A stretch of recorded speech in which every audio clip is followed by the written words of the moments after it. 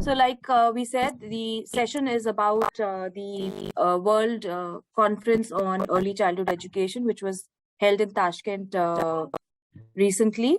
So the main objectives of the World Conference on Early Childhood Education, this was jointly held by UNESCO and Ministry of Preschool Education, and it was attended by over 1,500 participants. And these participants included policymakers, they included educators, teachers, families, and caregivers. And there were definitely non-profit organizations from the development sector. And there were the civil society participation was also very strong. The objectives were mainly to take stock of the progress that is happening on SDG 4.2. So like we said, ECE comes under SDG 4.2, and the objective was to see how the countries, how the member states have progressed, have made progress on SDG 4.2. Then the conference also provided a very interesting platform to exchange knowledge, to exchange, research, to exchange tools. I'll be sharing a few assessment tools that were shared during the conference.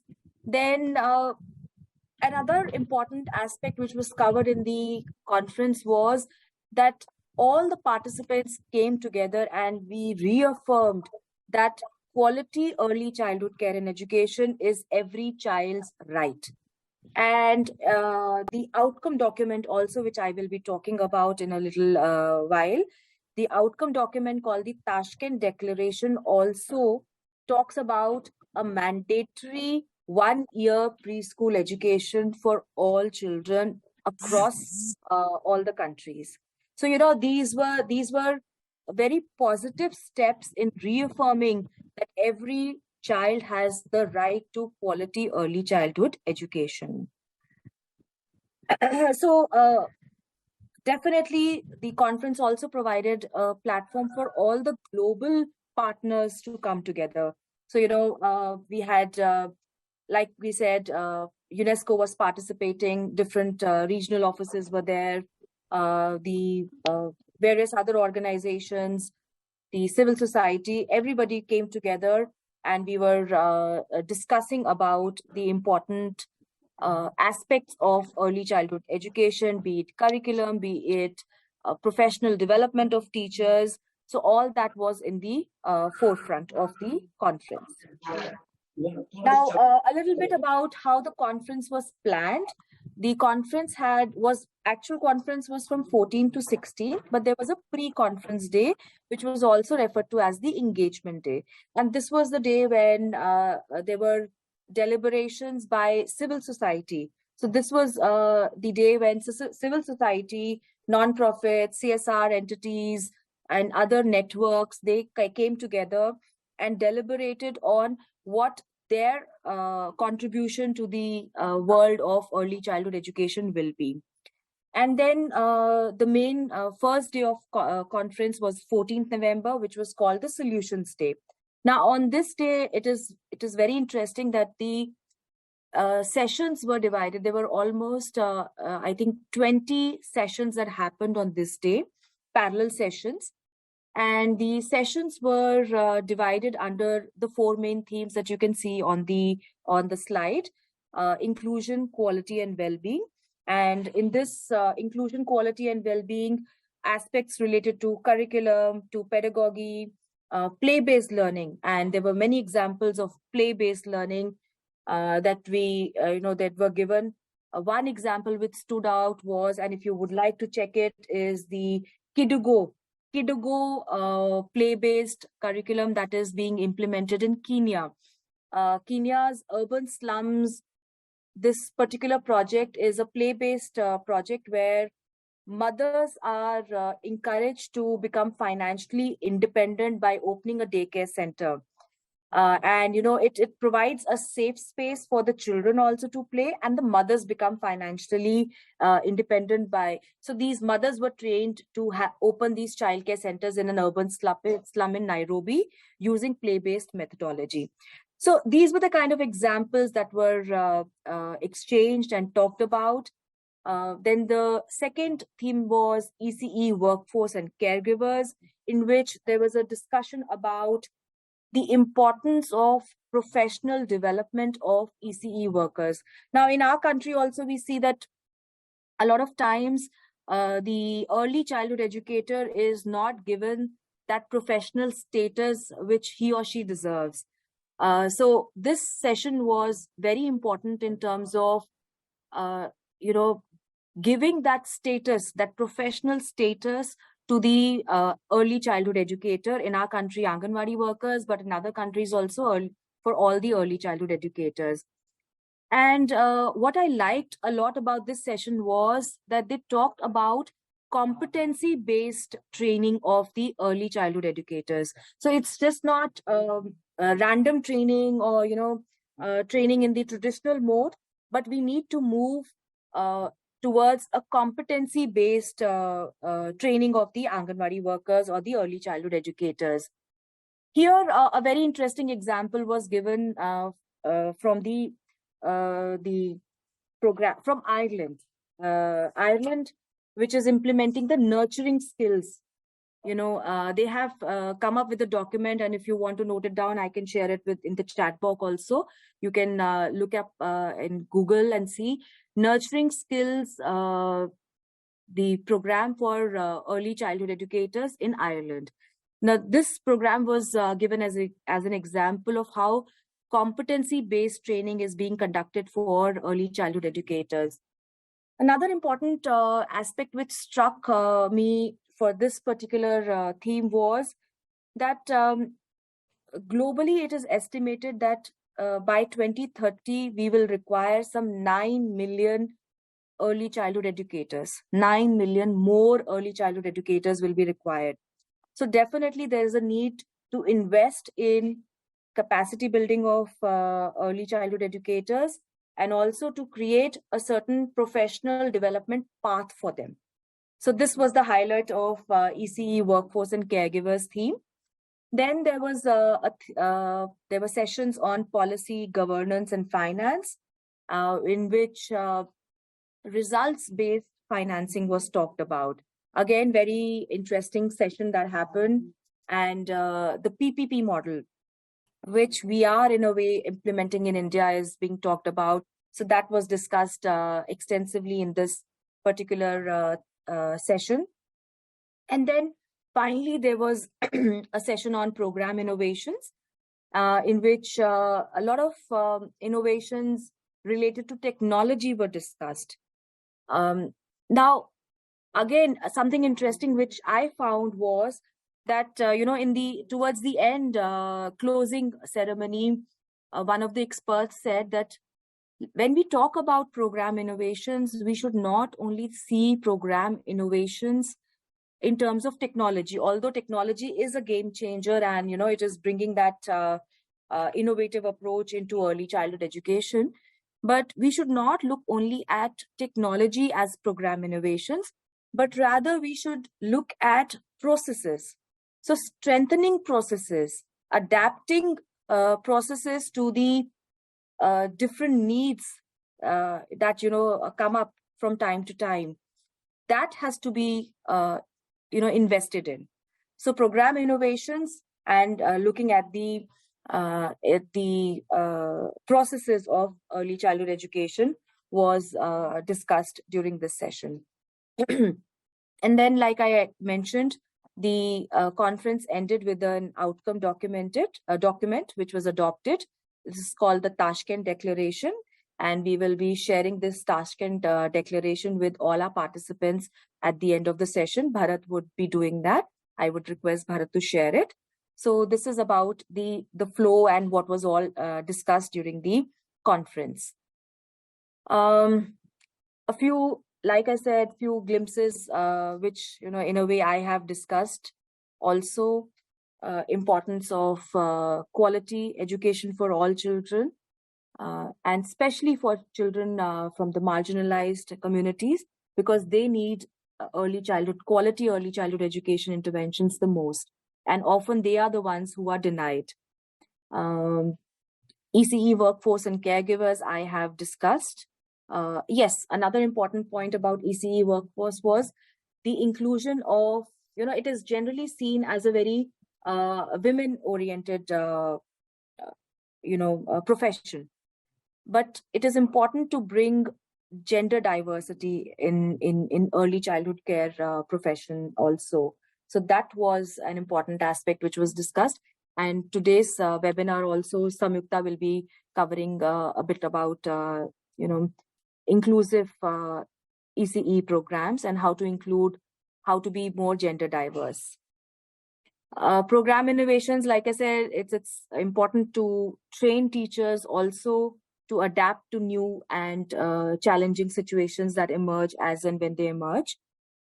Importance of including parents and community was also stressed a lot during these sessions.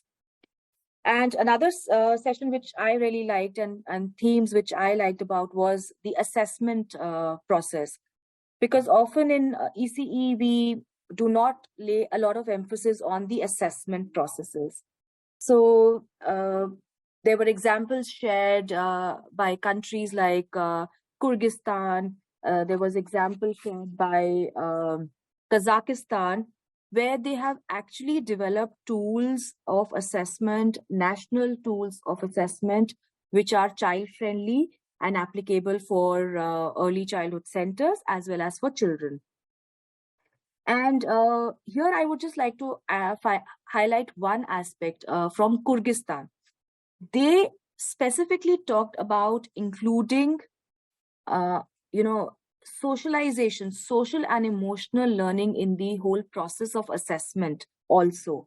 So recognizing that COVID has been, has changed the way we are doing things and changed a lot of things of our learning patterns, of how we, come to schools, to preschools, how the interaction of children was limited and they were kept at home. So these issues, we cannot put them under the carpet and say, okay, everything is back to normal.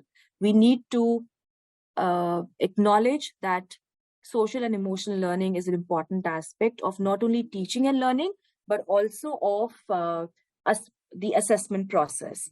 So these were a few snippets that I wanted to share from my experience of the conference. So I would now pause here for a minute and request Ashutosh, if we can play. Do we have the time to play the video? As we are fine. I mean, if Ekta is okay, we can play now. Yes. Or after her. Yes, we can play now. So all this right. Is an interesting. I think video. It will be nice. It will connect yes. with the next. Sure. So while Ashutosh plays the video, this video was played at the World Conference, and it is a video which was recorded with children of 3 to 5 years old. So you will see that it's in French, in a different language, but the subtitles are there in English. But this video is talking about how children perceive social education and why social and emotional learning is also important for children, which is what Ekta will be talking about after the video. So, yes. Bonjour. Comment tu t'appelles? Cyprien. Cyprien. Moi, mais j'appelle Stéphania. Bonjour.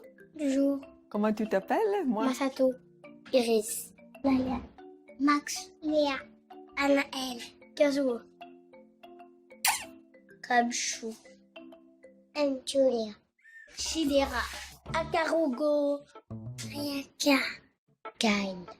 Abigail. Oscar. Jean. Quel âge as-tu? J'ai 6 ans. 5. 3 ans et demi. 4 ans. Est-ce que tu te souviens du premier jour à l'école?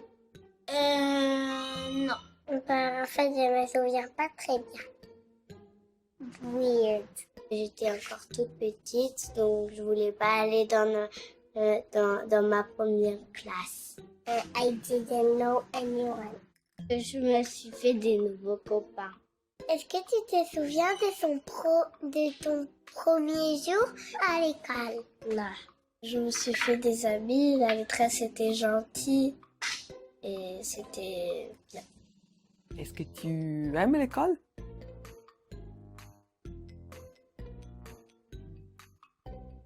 Oui. Des fois, tu l'aimes pas parce que tu te fais gronder, mais des fois tu l'aimes parce que il s'est passé des bonnes choses. Moi, j'aime bien travailler, la maîtresse et mes amis. Est-ce que tu aimes l'école? Oui. Pourquoi? Parce que, En fait, je suis contente parce que j'apprends plein de choses. Qu'est-ce que tu as appris à l'école ces dernières semaines? j'ai appris du français. What did you learn at school?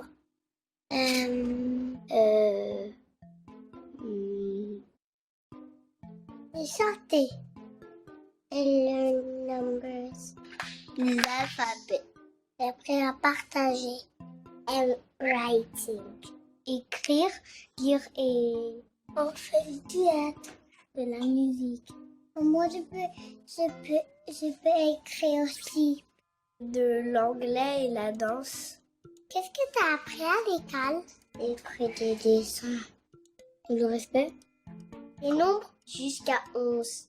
1, 2, 3, 4, 5, 6, 7, 7, 8, 9, 10. Bah moi j'ai compté jusqu'à 1000. Et bah moi j'ai compté jusqu'à 3, jusqu'à 4, jusqu'à 10. What you like best? When we get to paint in the school. She said paint in the school. Elle aime les poupées. Les maths. Penses-tu qu'il est important d'aller à l'école? Oui. Oui. Pour apprendre très bien. Is it important to go to school? Oui, il est très important. Même si on veut pas, on y va. Pourquoi c'est important d'aller à l'école? Parce que j'ai envie d'apprendre plein de choses. Comme ça, on apprend des choses. Après, on peut travailler. C'est pour qu'on soit intelligent et gentil. Et quand vous serez grand, qu'est-ce que vous voulez faire? J'aimerais faire jouer les dinosaures. Informaticien. Peintre. Moi, je veux faire manger avant que les petits mangent. Un camion de pompier. Ambulance. Ambulance et pompier. Bah, je veux être vétérinaire. Papa. Moi, je veux être auditeur, comme papa.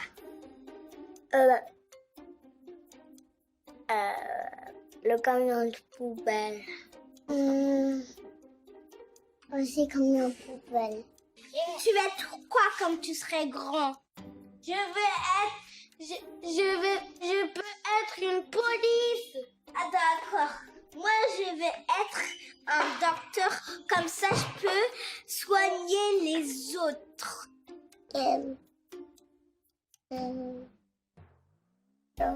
I want to be that girl. Sauver la planète. Mais comment on peut faire pour sauver la planète? Avec des graines et les arbres.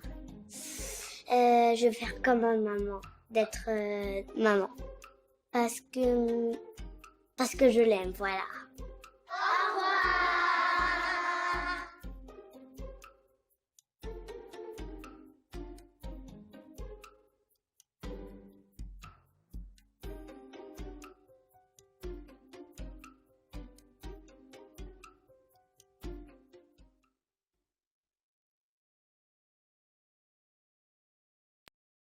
Thank you, Ashutosh, for playing that. I think it is a very refreshing video, and it talks about many things, but the main message that I take from it is that we need to learn to listen to children, because sometimes, we We say a lot, we talk a lot, but we forget to listen, and especially to the young children. So with this message, I will hand it over to Ekta. Ekta, over to you.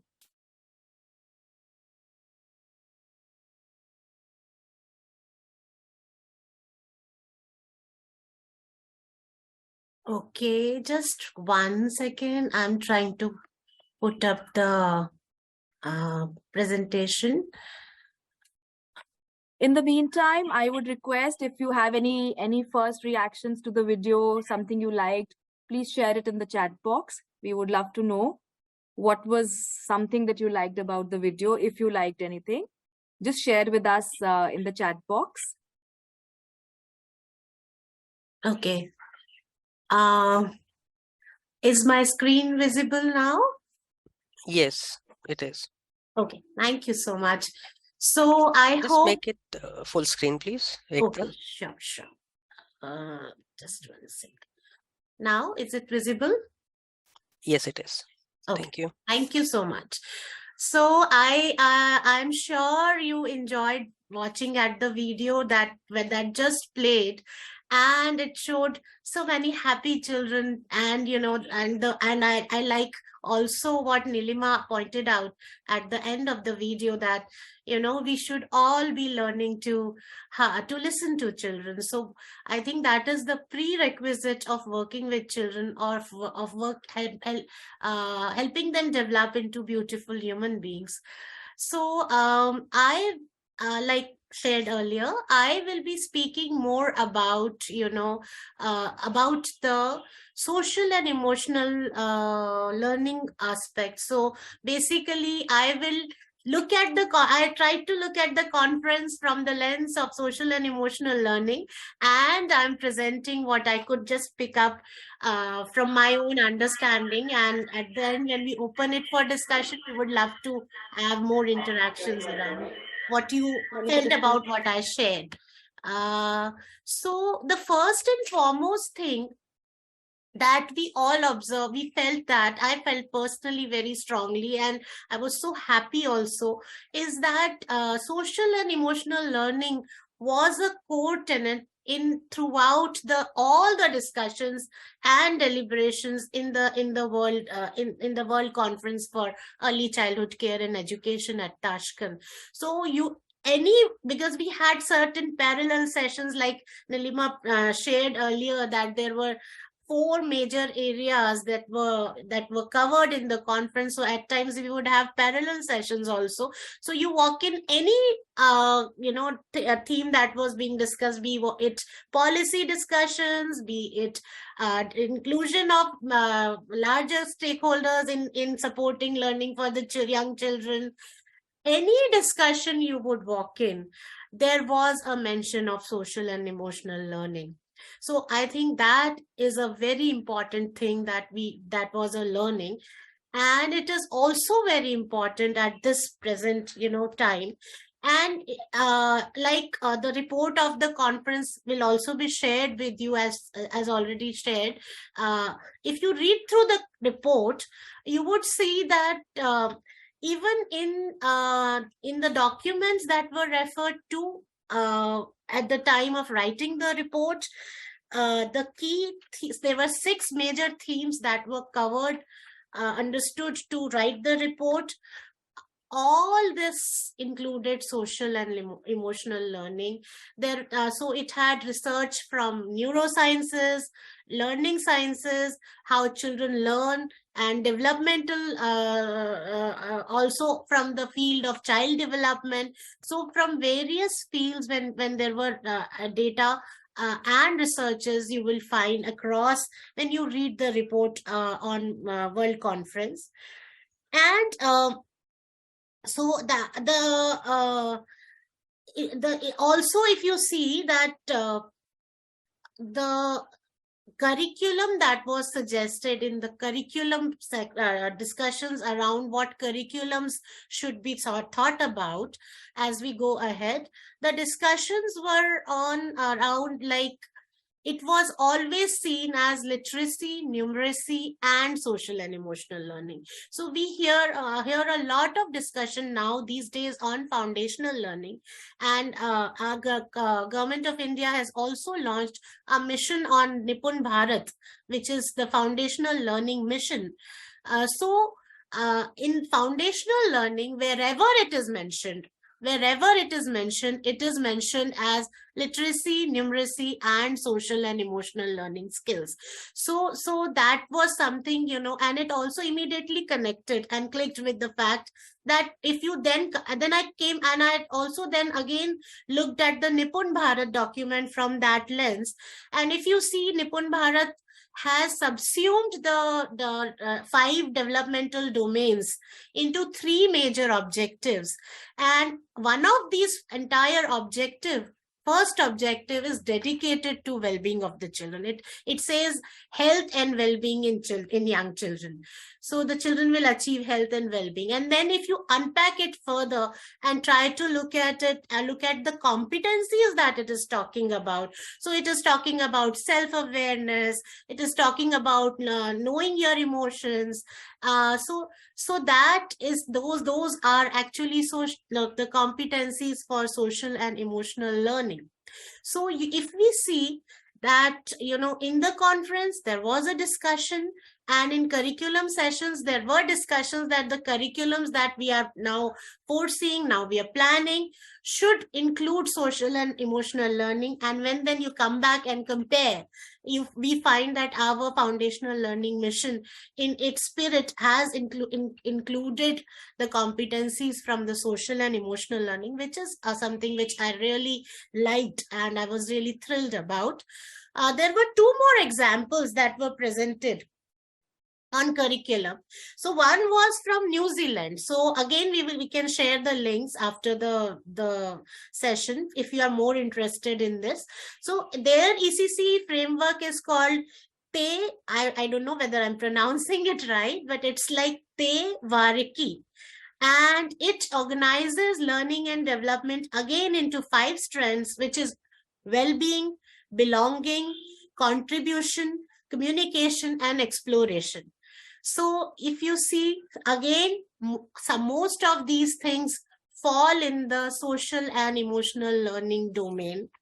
Another example was from Australia, which was also very interesting because they have started collecting data also on physical and mental well-being, social competence, emotional maturity, and school-based, then there are school-based language and cognitive skills, communication skills, and general knowledge. But out of their 5, 3 are dedicated to, to competencies which connect more with the social and emotional aspect of learning. So that was also a very interesting thing I particularly felt. And then there was, the discussion with Bhutan also. Bhutan has the system that the children are not only when they are considered ready for the next grade only after they have also covered the competencies like having good relationships with the peers, being empathetic, understanding emotions. So they have also incorporated it in their learning in a very integral manner. So this was another important learning. Then if we move on, we can see that there were, if we talk about researches that were being discussed around why social and emotional learning has become all the more important in present time, it was shared that pandemic has created, and that's not a news, it's just that now we are having consolidated data, and we can find it in this report that over 80% children that were studied are worldwide are experiencing domestic, physical, psychological abuse between 2022 and 2022, 2020 and 2022. So a pandemic has had deep impact on the social and emotional development of the children, and we also know that it impacts learning for the children. So the deliberations at the conference as well as the report of the conference also highlights this and reinforces this, presents some very interesting data. I'm not able to move the slide. Okay, sorry. So yeah, then there was a lot of discussion around parenting also. And so when we talk about young children, we have to think about the entire ecosystem. So children spend certain hours of their lives, and small children spend some hours of their lives in the schools. But children are humans, and they have a whole life even outside the school. So one has to be really concerned about what is happening with them outside the school, also in the communities, in homes, in families. So especially with the young children, because here we are not only talking about education, we are talking about early childhood care and education. That was also a very important thing that came across throughout the deliberations, and you can find it very clearly positioned in multiple places in the report as well. That when we are talking about small children, though this is a very crucial age, and in this age the intervention has to be comprehensive. It cannot be just one only education or only health. So in this thing, that this has to be a very comprehensive approach. So when we are talking about a comprehensive approach, parenting takes a very important role. So again, the report presented some interesting data from then this data is coming from UNESCO's Institute of Statistics, and it is saying that only 64% children received positive and stimulating home environment as per, like I said, it's UNESCO's data. In 2022, the data that is presented in 2022. And so this is something which is very alarming, because there are also, the report presents a lot of studies on how stress and even stress that parents are experiencing, and situations of stress that children are exposed to, how it impacts children's brain development, and it impacts the learning for them.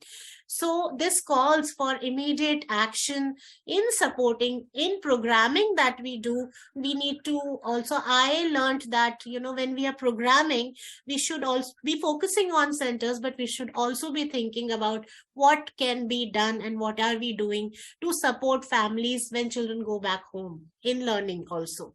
So that is another important thing that I learned. Then when well-being of the families and parenting programs impacted due to pandemic, during the pandemic, there were because a lot of mobility was restricted, the exposure and to risk to stress has increased for women and children. So this is something again which indicated that the work needs to be done in this area, in social and emotional learning, with the ecosystem approach, where we are working with children, their teachers, their facilitators, and as well as parents, communities, and the larger ecosystem also. When Nilima was talking, she also mentioned, but again reinforcing, increased investment is needed, and innovative finances need to be explored. So there was a lot of discussion around how can we have more and more innovative financing in early childhood education. And also then I would bring it down to the fact that when we are talking about early childhood education, now again, that includes social and emotional learning as well. So I really liked a couple of examples. Like, for example, there was this example from I think Philippines, Thailand, and Vietnam, who have started introducing syntax. So they have something very interesting which is called syntax. For purchase of cigarettes, alcohol, or any gambling or any such activities that you do, you will have to have a tax amount pay a tax, which will be called sin tax, and this fund that will be collected will provide additional funding for ECCE programs and services. So this was also very interesting. So more and more ideas, and definitely the impact bonds, the social impact bonds. So more such ideas we need to think and adopt in our country as well. So that was an interesting learning.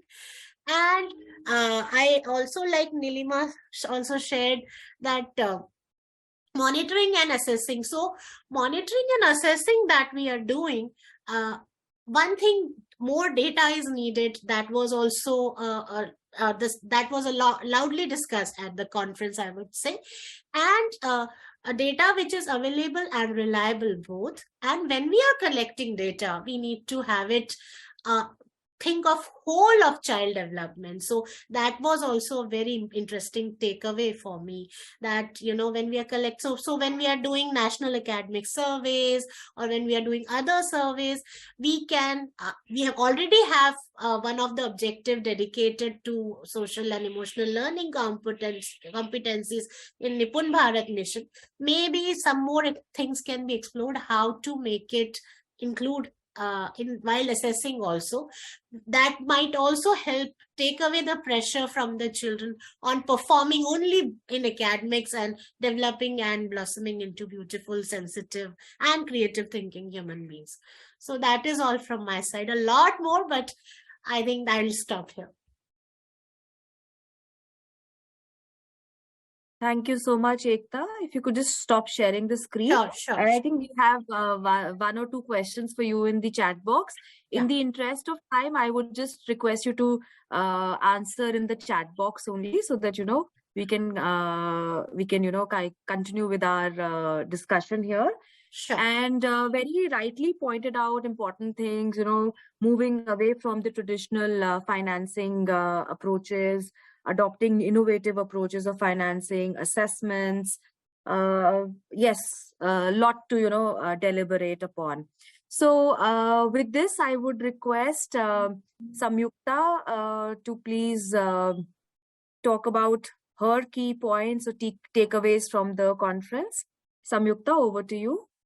Yeah, thanks, Nilima. Thanks, Ekta.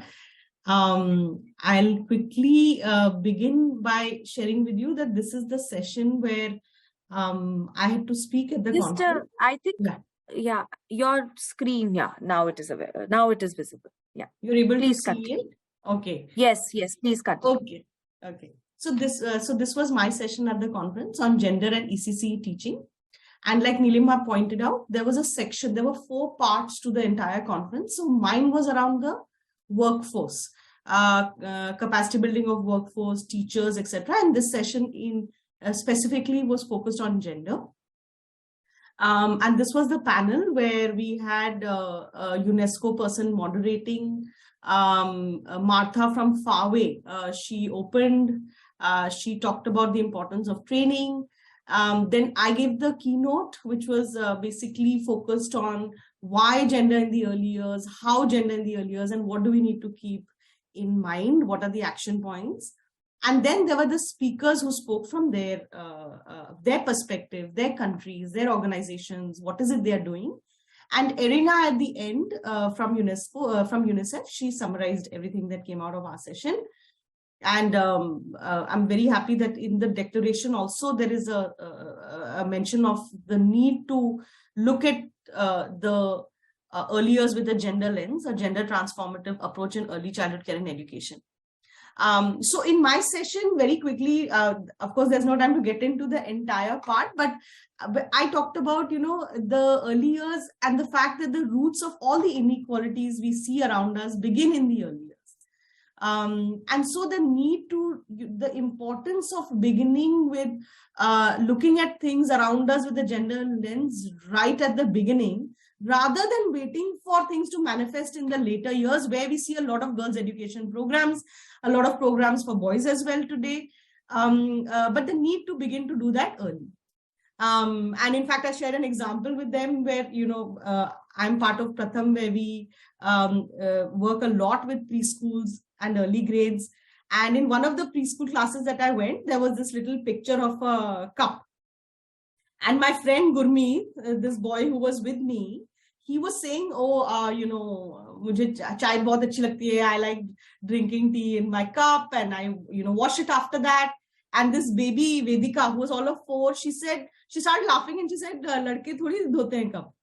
And then I looked at him and I said, but this my friend is a very good cook. So मैंने कहा कि, but he's a great cook and he cleans up afterwards. And so he washes his own cup. And then she looked at me and she said, "Aap mazak kar rahe ho na? You're laughing, right? Sorry, you're joking with me, right?" And this is a real life incident. And I shared this with everyone. And Maki, when she came in later, she said ki unke ghar mein bhi, like she's from Japan, and she said there's an unspoken rule that men should not enter the kitchen. And so she was sharing how her mother in those days, to circumvent the issue, when she had her own house, she created an open kitchen.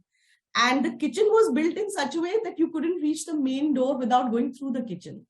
So everyone was sharing, their examples of what they've seen around us. And that was exactly the point, that we see it around us. We need exposure to diverse role models.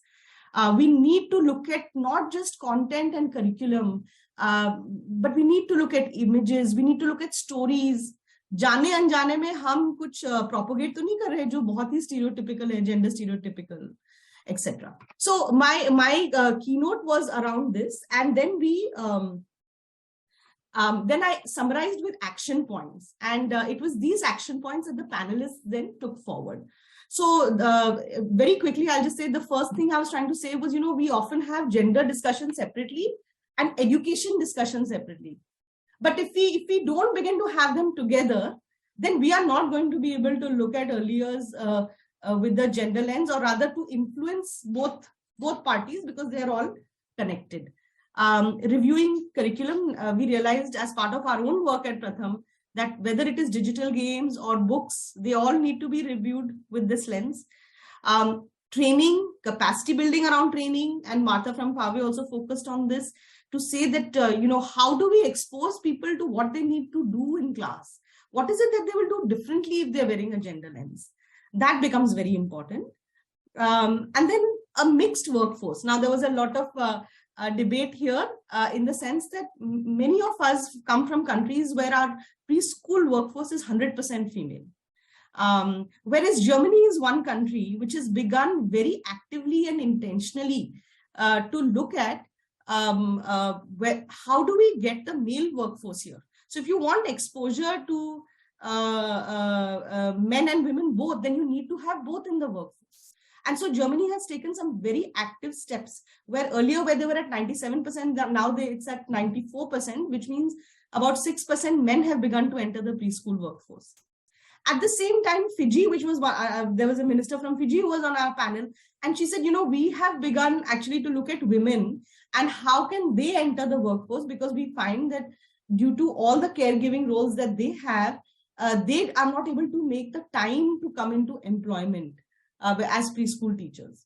So can we take care of them and their family related issues so that they can enter the workforce? So we had an interesting set of examples from different countries. Engaging with parents and community was another point which I think has already come up in what Nilima and Ekta said, that the sort of the norms, the social norms that guide us, the images we have, the stereotypes we hold, all pass from generation to generation, both in class and outside. And so we need to work with the community to bring about this kind of transformation, and ensuring access and exposure to diverse roles, those to be able to see people, whether it is through training and whether it is for teachers or for children, having those diverse role models and exposure to that, so that it may not be happening in your house, but you need to know that it can happen in the world, that I can aspire to be a scientist, that I can aspire to be a dancer, no matter what my gender, and the teacher to know that this is possible and that she can talk about it in class. So these were some of the action points that the panelists focused on. In addition, Anna from VVOB, she also shared a gender-based toolkit for the early years that they have created in partnership with the government in South Africa and with FAWE, which is the Forum for African Women Educationists. They have now partnered and implemented this in parts of South Africa. Emily from Sesame talked about the videos. Some of the videos are beautiful. Ekta talked about socio-emotional learning. Elmo and Elmo's father, and many of the stories there are beautiful. Emily talked about some new characters. She talked about 8-year-old Amira, who is interested in science. Keeping in mind the sort of exposure we want to give, she said there are characters that they have introduced now recently. So there's Amira, then there's Zari and Zarak in Afghanistan. There's Nora and Aziz in as Rohingya Muppets in Bangladesh. And many of these characters they have now created keeping in mind this sort of implicit messaging, which becomes very important, whether it is communities, parents, teachers, or children. The minister from Liberia had a very interesting question. He said, we want great preschool teachers, but tell me, what should I do to send them to places which require them the most? What he was saying was that I know, the best teachers are required in the most remote places, in the most difficult places. But my teachers don't want to go there. So what can I do? And that sounded very familiar to me in the Indian context. कि क्या हो सकता है भाई, हमें पता है ये करना है, but what should we do? So it was a very open, engaging discussion that we had here. And then we moved on to many other things that came up even after the session. So this was about my session. Just now I'll just focus on 2-3 other things that that also happened during the conference. So this, what I'm sharing with you are pictures that I took at the conference on day 2. This is the president here, and he's speaking about preschool education, which was such a big thing. The head of the country makes the time to come and speak about the importance of preschool education. And I was so moved just by the fact that all their big people were all here. And he committed to 3 things. He said, we are going to hold a global conference on ECCE on a regular basis. This was the first such event, I think, that happened in Uzbekistan. UNICEF, UNESCO and the ministry partnered, but UNICEF and World Bank also played a big role here for this conference. The president also declared a regional center, which would focus on joint projects, research, and many other things related to early childhood education. And as you can see, also organizing the international community of teachers and educators. And he also talked about signing early childhood education as one of the main topics in the UN summit. He suggested that a UN General Assembly resolution should be passed on this. Some of the other things that I was able to see, again, I took some pictures which I'm sharing with you. One around lack of quality. Many spoke about the lack of quality in the preschool sector, which is we don't have preschool teachers who enter with the requisite qualifications. Once they are in the field, people don't want to come because they don't see any opportunities for advancement. And we see this in India as well, that they move away from what they are doing in preschool education because the opportunities elsewhere are very attractive. And then we don't have enough data which can tell us what is happening globally. This was a quality issue that was highlighted, and inadequately prepared workforce. They also highlighted the issues around supply. So for instance, today the supply is very low at 40%. Where the supply is there, the turnover is very high. And if we really want to keep the teachers who join and increase the supply, we will have to double the number of pre-primary teachers that we find by 2030. As part of this conference, there was also there was some interesting activities, and I found this particular activity very interesting, which says, what do you think is the most important area if you want to give children a fair start in life? So there was, you could put these little sticky notes on the one that you think is most important. So this is just something for everyone to think about. What do you think is most important? There's one around investment and political commitment. Someone says, no, the law has to change. Others say ministries need to speak to each other. Some say it's all about awareness and exposure. Some say it's all about caregivers and communities. And others say research has to push this. So you can put your sticky notes wherever you feel it's really important. But these kind of activities were there all around the conference. So Samyukta, And, Samyukta, I'm intrigued. Where did you put your sticker? Sticker. I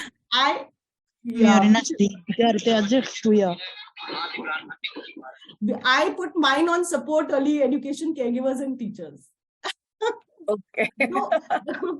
But we all know that it's a mix of everything. When it comes together, that things can get pushed. But all of us work even within the field on different pieces. So this was an interesting activity. And the last thing, but I think the most important, that UNESCO shared 3 commitments as a result of so many things that happened during the conference. The first thing they said was, we are going to push for the sort of workshops and conferences that are required in the area of preschool education to increase exposure and understanding. And the second thing they said is around the data. They said that every 2 years, they would like to bring out a global report on the status of preschool education. And that will help with the sort of data related issues that we are facing today. We don't have the kind of indicators. We also don't have the kind of data that can be compared between countries and within countries. So they want to take this up in a big way. So the first is around conferences and awareness building and workshops. The second is around the report, the global report on preschool education.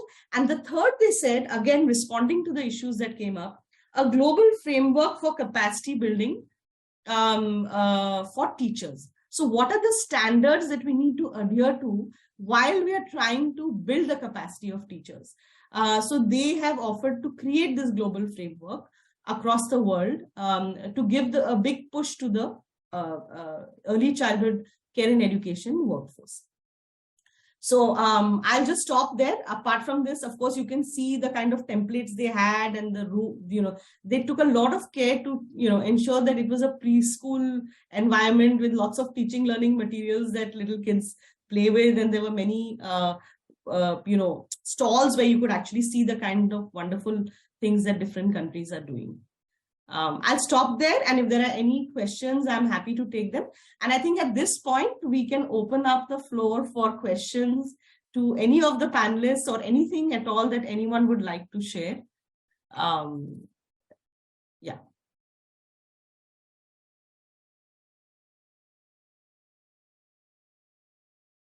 Thank you, Samyukta, for giving us the flavor from the the different sessions and showing us the different activities. I wish you could also have brought some sweets or the food from there, because that was also amazing. It was amazing. Nice Uzbeki delicacies were there. So, I mean, through the webinar, we can just share the key takeaways and not those delicacies. I'm sorry. But yes, thank you so much for that.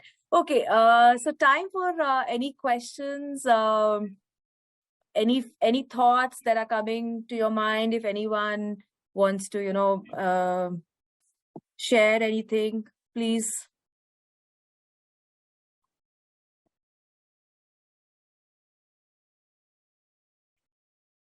And Bharat has also shared the link of where you can find other such resources from World Conference on Early Childhood Care and Education.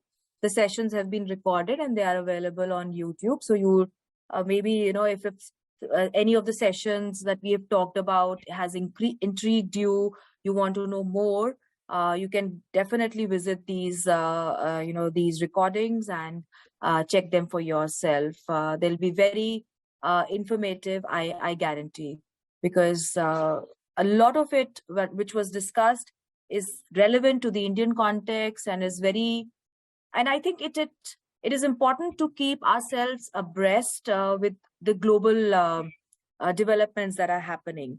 So what is the global community thinking? How is the global community moving? What are the thoughts? You will find that there are certain similarities across the countries. and certain things which which will be common throughout. So we would encourage you to go and check these resources.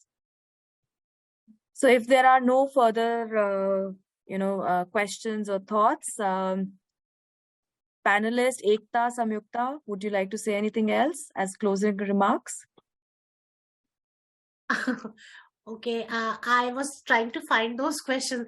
Okay, and I think, like you rightly also said, Samyukta presented a sneak peek of pictures of the sessions during the sessions through her pictures.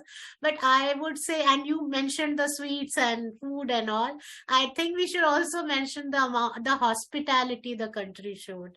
They're such hospitable people, and we were also taken to visit the preschools and schools and all.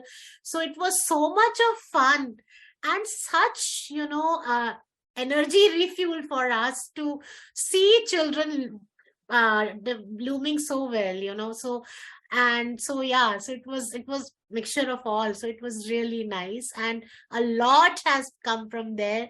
And the very fact that so commitments are now in place to take early childhood education and care and education, which had taken a backseat during the pandemic, I think it has now again started gaining that focus which it needs, which is like, because it's the key age where the brain development is at its peak and development is happening. So I think, all the best to all of us, and a lot to do and work.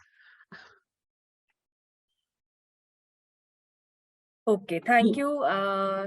So handing it over to Ashutosh. Right. Yeah. Thank you, dear speakers. It was very enlightening. I mean, at some point in time, I think we all felt that we were somewhere in the conference actually at Tashkent.